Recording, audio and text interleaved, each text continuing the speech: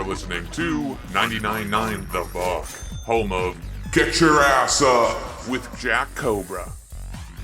So I was at this restaurant the other day, and alongside the complimentary bread basket, they served this funky garlic spread with olives. Historically, I'd never been much of an olive enjoyer. I had some miserable experiences with my uncle and black olives as a brat, and never gave their green cousins much consideration. Being gifted these free olives and never wanting to be perceived as anything approaching a picky eater, I started munching on them. And as I took that first bite, my mind was set on a direct flight to the ancestral realm, where all our dead forefathers go to hang after they bite it. While eating that olive, I was sitting on the Mediterranean coast in the year 2000 BCE, wearing sandals and a toga, and inventing democracy in triangles, or whatever it was the Greeks did.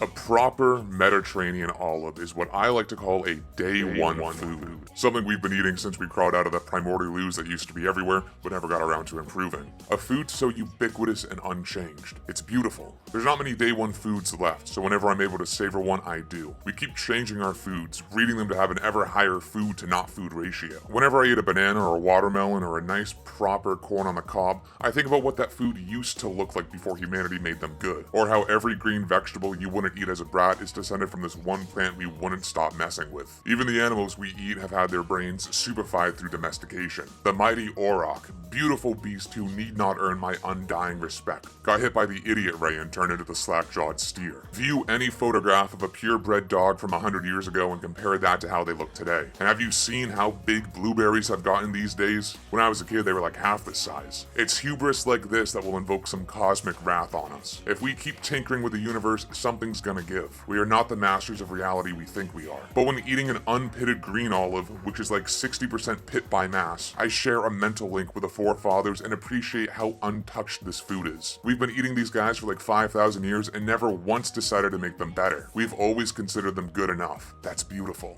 Other day one foods are more abstract due to how fundamentally we keep tampering with our diet. Unleavened flatbread, ground cereals, and water paste cooked on a hot rock. Kebabs, or just meat skewers. Meat salvaged from a slain beast you cook over a fire on a stick you found. Stew, or soup. Chowder too, I guess. Throwing everything you don't really want to eat on its own into a pot and boiling it until it approaches edibility. These are the day one foods that I savor. Even if those foods are made with not day one food or technology, by continuing the time-honored tradition of eating them when you're hungry or bored, you're one with your species. Next time you're chowing down on any of those day one foods, take a pit stop to the ancestral realm and thank the forefathers for all the work they did way back when. It's the least you can do.